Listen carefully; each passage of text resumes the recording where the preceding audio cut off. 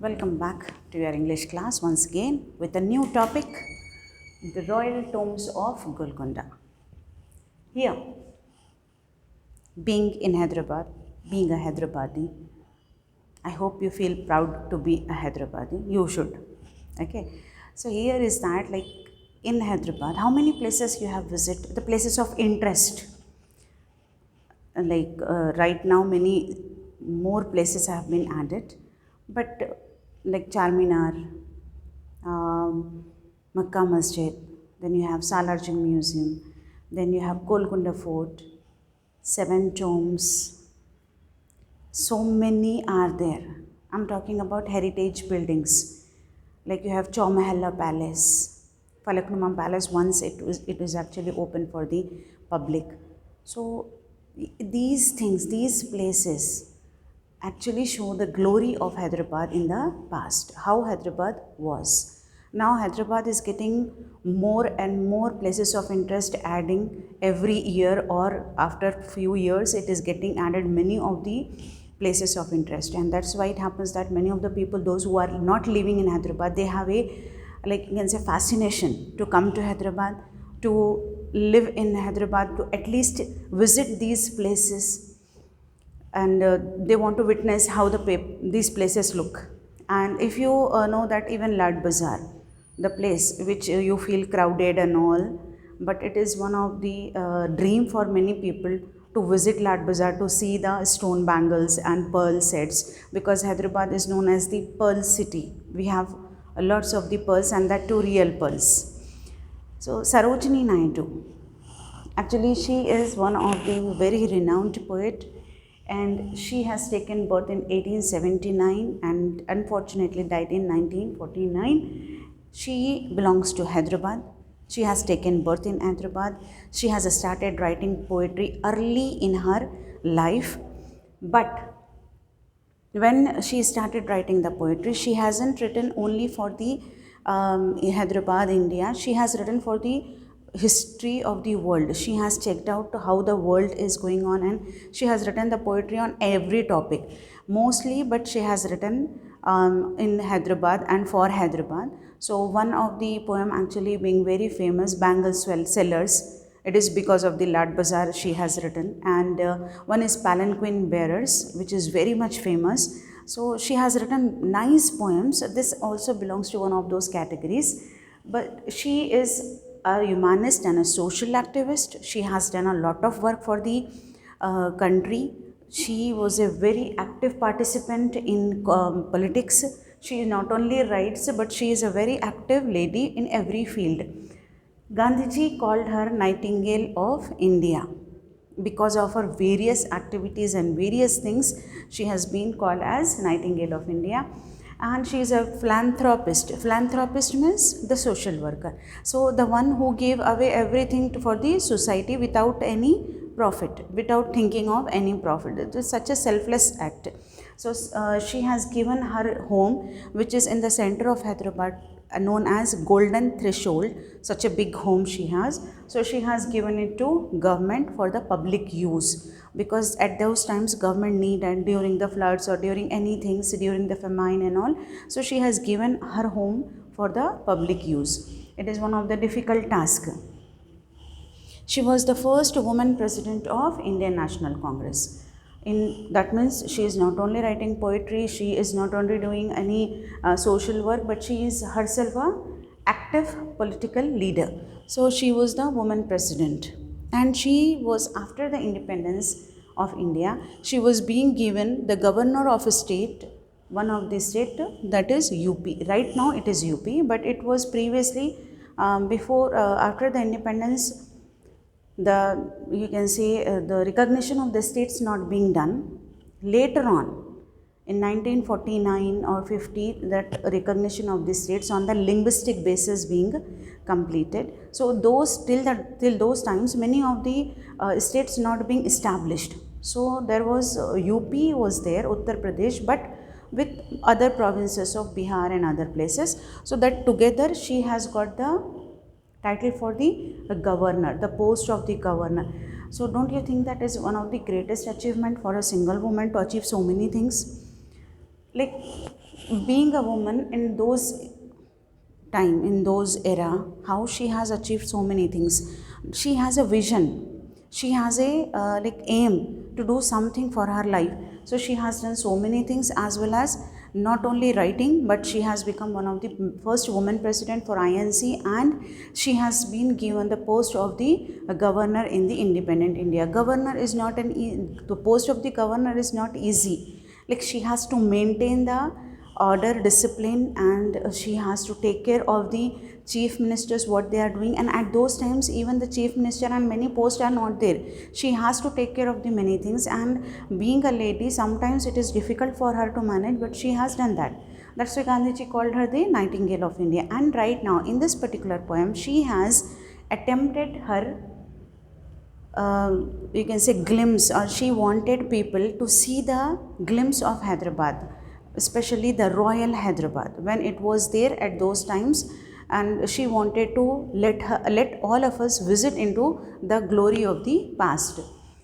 Here is that 7 tombs. You have seen that mostly.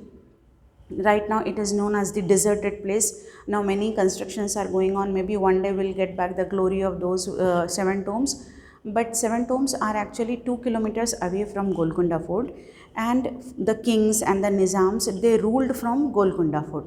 From Golconda Fort to 7 tombs. So they made those places very well, and Golconda Fort still is a like splendid thing for the people, and it is actually one of the magnificent you can say construction of those times.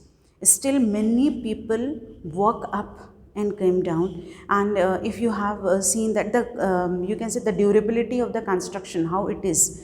Right now we are seeing that because of the some force of the water, the bridges are falling, the culverts are going overflowing that one. So those times constructions are too good that after so many years it is still standing there and accommodating many people.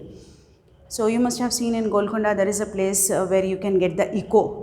If you clap your hands, you can get the echo from down to the upper side of the Golconda Fort.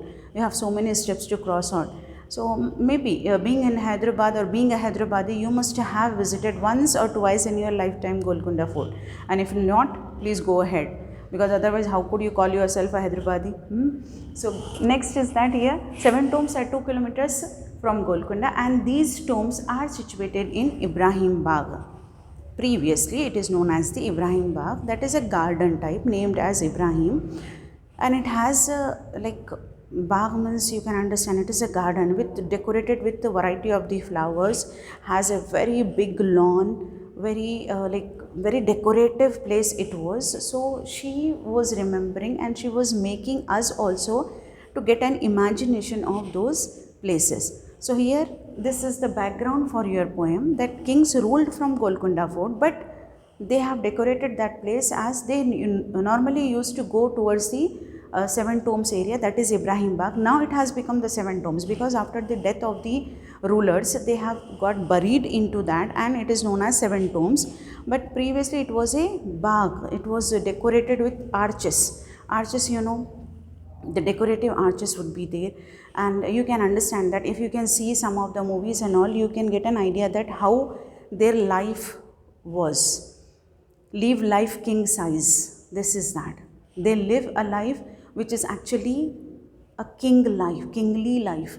They had a very good and you can say very great lifestyle they had, very rich lifestyle they have, and they decorate, and not only for themselves, they have done many things for the people of Nizams. Under Nizam's rule, whatever the people were getting, obviously the Nizams have given the people also the facilities and all, but they have, their life is also could never be compared to any other normal people. They live their life like a king. Now, in the first stanza of the poem, let me start this one.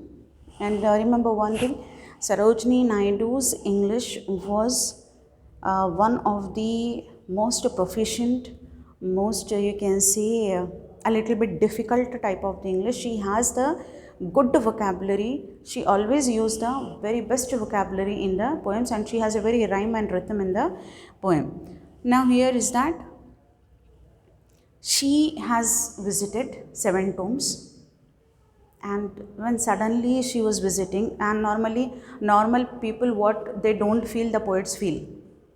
The poet feels out those things which normal people just ignore it out. If you get one flower, you can say, okay, this is the flower, that color is there, good, wow, what a nice flower, you can say like that. But the poets, they can write a whole poem on the flower. So that shows that poets are not made, they are born. So Sarojini Naidu once visited the 7 tombs, and when she stepped inside the tombs area, and she has started thinking that she is crossing the Ibrahim Bagh, and she is standing there, and she started imagining the arches and everything around her, and she has taken us also on the ride of the, or you can say on the visit of the Ibrahim Bagh. I muse, I here is the poet Sarojini Naidu. I muse among these silent pains. I'm amused, I'm getting amazed by standing there, by feeling like silent fanes, sacred places. Those, they are so silent, it is looking like a place of worship, where we get a peace in our mind, and where we get a silence which is not difficult to handle, a silence which makes you more peaceful, which won't make you horrible or get a fear of the silence. You get the peaceful silence in the places of worship. So she is comparing to that, and she is saying, I muse among these silent fanes, in the places of worship, like that silent places of worship. I am standing there and I am getting amazed. I am getting surprised by this serenity, by the calmness. Whose spacious darkness guard your dust? Whose spacious darkness? Such a wide place it is. You can see that such an on acres it is the land. So such a spacious means open, very wide place. So it's such a good place with the, it actually guard your dust. Dust means those who have died, all the rulers, those who have died, their tombs are there. So it is actually guarding the dead bodies of the rulers. Who is guarding the 7 tombs? Okay, so she is saying that the spacious darkness, though it is a dark over there, but it is still, they are like standing like a guard for your graves. Around me sleep the hoary plains. Around me, she was standing in the Ibrahim Bagh, like that area, particularly in 7 tombs, and she feels that around me sleeping the whole hoary plains. Hoary, well known, old, well known, because once it was well decorated with the plants, with the trees, with the flowers, with the fountains. Many things are there, lively. Now it is completely changed into a deserted place. So she was remembering the glory of the past of 7 tombs, and she is saying that around me right now it is nothing, but the hoary plains were there, the well known old good decorated plains were there. Plains, you know, mountains, plateaus and plains, this is the plains, the ground that hold your ancient wars in trust. Those plains witness, those grounds witness the ancient wars, the wars which you have fought with the other people. They have witnessed the wars which you have fought, and they are the trusted places for you. For humans, she is talking to the Nizams. She is saying that you are sleeping here, and the whole darkness, you have constructed Ibrahim Bagh and you are sleeping in that Ibrahim Bagh. But Ibrahim Bagh, what it is doing, what 7 tombs are doing, they are guarding your dust, they are guarding your graves, and they witness, they remember the wars which you have fought with the other people, and they remember how you people trust these places. So in other words, she was giving you a peek, or you can say see through into the life of the Nizams when actual glory of the Nizams were there. Like they fought the wars, they decorated those places, they were there. After their death also, they got buried into the same place. So she wanted to make you realize that how the 7 tombs have protected Nizams when they have decorated at those times. Now they are helping them and guarding them in these times. I hope you have understood till here. What you have understood? Like Golconda Fort, we are not talking about Golconda Fort. We are talking about the royal tombs of Golconda Fort. That means which is actually 2 kilometers away from Golconda Fort, and the kings ruled from Golconda Fort. They were there in the Golconda Fort, but they normally used to go to the tomb side, or you can say the place which was previously known as Ibrahim Bagh. And they decided by themselves, like after our death we have to get buried into Ibrahim Bagh. So that Ibrahim Bagh now converted and being known as the 7 tombs. Got the point? And we have all these, like she visited once and she has started thinking or imagining how they used to live in that place. First, she has said you about it is looking like a place of worship where it is peaceful, good and silent. And the next thing is that she remembered that these people are buried into that. So, the tombs are protecting their dead bodies, and the whole ground is a witness of how many wars they have fought with the other people and what had happened into that place. The place is becoming a witness for the rule of the Nizam. In the next stanzas, she has discussed about the lives and imagining, letting us also imagine how they used to spend their lives over there.